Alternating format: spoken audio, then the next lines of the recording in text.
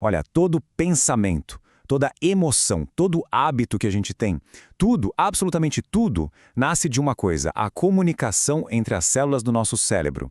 E se a gente entende essa gramática básica, a gente ganha um mapa para entender por que agimos e sentimos do jeito que agimos e sentimos. Então, vamos mergulhar fundo nisso.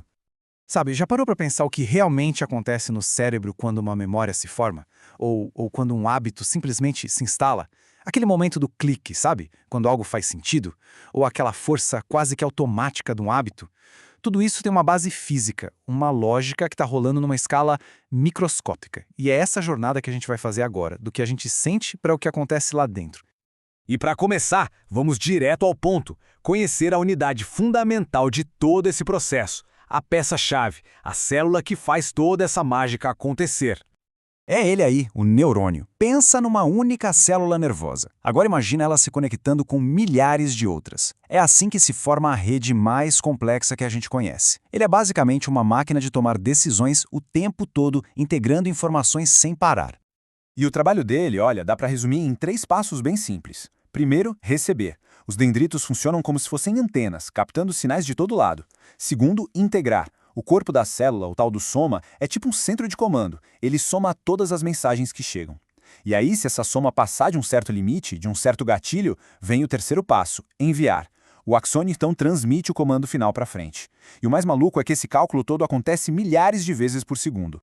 Tá, mas como é que um neurônio envia essa mensagem final? Como é esse disparo? É aqui que a coisa fica elétrica e bem decisiva, por sinal.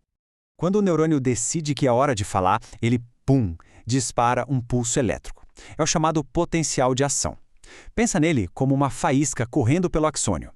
Esse é o sinal, a linguagem fundamental da mente. É a base de tudo, do pensamento, do movimento, da percepção. E aqui vem a parte mais interessante. É um evento de tudo ou nada. O sinal não é meio forte ou meio fraco. Ou ele dispara com força total, ou ele simplesmente não dispara. É 1 ou 0. E essa natureza binária, essa clareza que garante que a comunicação no cérebro seja incrivelmente rápida e confiável. Não tem essa de talvez.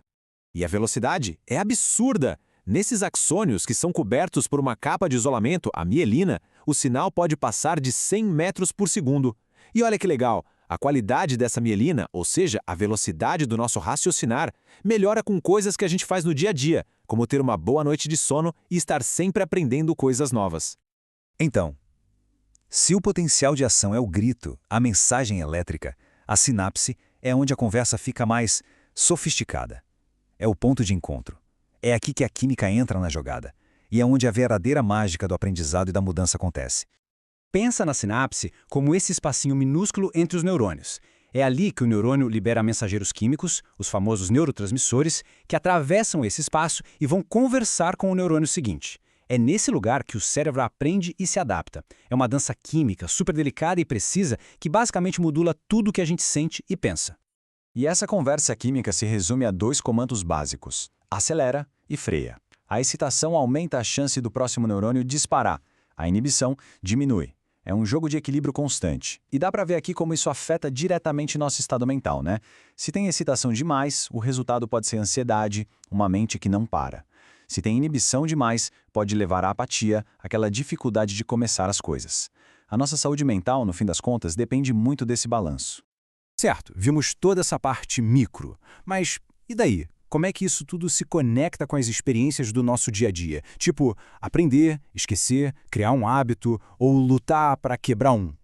E aqui tá, talvez, a ideia mais poderosa de todas. Aprender muda o cérebro fisicamente. Isso se chama plasticidade sináptica. Cada nova informação, cada nova habilidade fortalece ou enfraquece conexões. O cérebro está sendo esculpido pela experiência a cada segundo. E isso não é uma metáfora, não, é pura biologia. E como isso funciona na prática? Bom, quando se aprende algo novo, as conexões se fortalecem. Já o estresse crônico pode enfraquecer essas mesmas conexões, afetando memória e foco. A repetição, por outro lado, é como pavimentar uma estrada no cérebro. Quanto mais se repete, mais dominante e eficiente aquele caminho se torna. E aí que entra a diferença entre as memórias. A memória de curto prazo é só um padrão temporário de disparos, um eco. Já a de longo prazo, essa envolve mudanças físicas, estáveis, nas sinapses. É uma marca permanente. Eu acho essa frase genial porque ela resume tudo. Biologicamente, um hábito é uma sinapse vitoriosa. Pensa nisso. Um hábito, seja ele bom ou ruim, nada mais é do que um circuito no cérebro que foi tão usado, tão repetido, que ele venceu a competição. Ele se tornou caminho padrão. E isso nos leva ao ponto principal para quem quer mudar um comportamento. A questão não é tentar apagar um hábito antigo. A chave é construir um novo caminho neural, uma nova via, e fortalecê-la até que ela se torne mais forte que a antiga. É um processo biológico mesmo. Deixar a via antiga enfraquecer por falta de uso e fortalecer a nova com repetição consciente, até que o novo caminho se torne o automático. E tudo isso nos leva a uma reflexão final que é bem poderosa. Se cada experiência que a gente vive está literalmente religando e esculpindo a estrutura física do cérebro, a pergunta muda. Não é mais o que eu sou, mas sim no que eu estou me tornando. Se cada escolha e cada repetição fortalece um circuito, a grande questão é que circuitos cada um de nós está escolhendo fortalecer dia após dia.